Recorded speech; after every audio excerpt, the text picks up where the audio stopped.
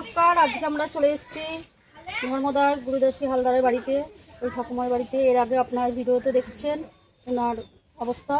হ্যাঁ, উনি আমাদের খবর দিয়েছিলেন ওনার জিনিসপত্র কিছু কিছু শেষ হয়ে গেছে, তার জন্য খবর পেয়ে আমরা আবার এসেছি ওনার দিতে।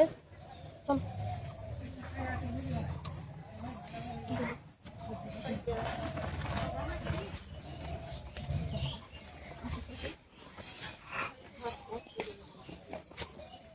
ঠাকুমা, কেমন আছো?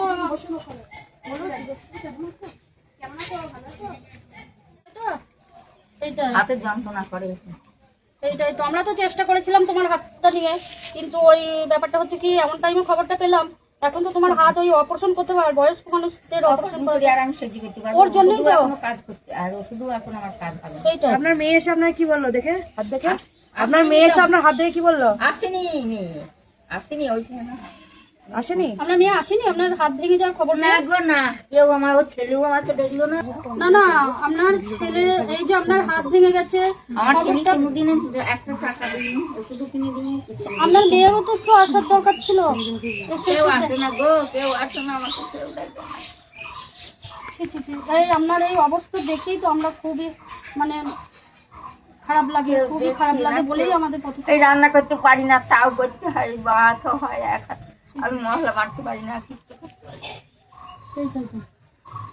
আমরা যে জিনিসপত্র নিচ্ছি তাতে আপনার ঠিকঠাক চলে যাচ্ছে তো? হয়তো একটু আমাদের আসতে দেরি হচ্ছে, মানে চলে যাচ্ছে তো ঠিকঠাক? হ্যাঁ হচ্ছে, আবার আমি সময় একটু দিতে আলাদা। ছেলে আমাদের মেয়েরা সাহায্য মতো আমরা সবসময় চেষ্টা করবো। আর এই খেয়েছে, খেয়েছে আমাকে কি গালাগালি দিচ্ছে, ভাত দিচ্ছে খুঁড়ে দিচ্ছি করে, আর ভাত। উনি কি প্রতিদিনই আসছেন?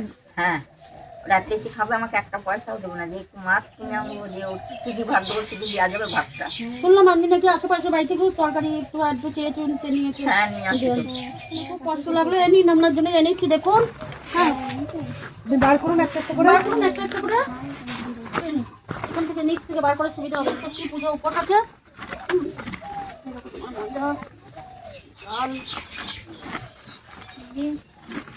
দেখি তুমি একটু করো।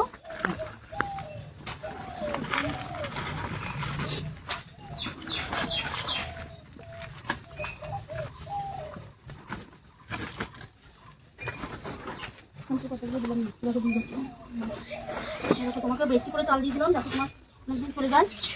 হ্যাঁ, আলুটা একটা গামলাটা কিছুদিন দেরি হয়, আমাদের গুছিয়ে নিয়ে উঠতে হয়তো দেরি হয়, কিন্তু অবশ্যই পাশে থাকবো সব সময়ের জন্য।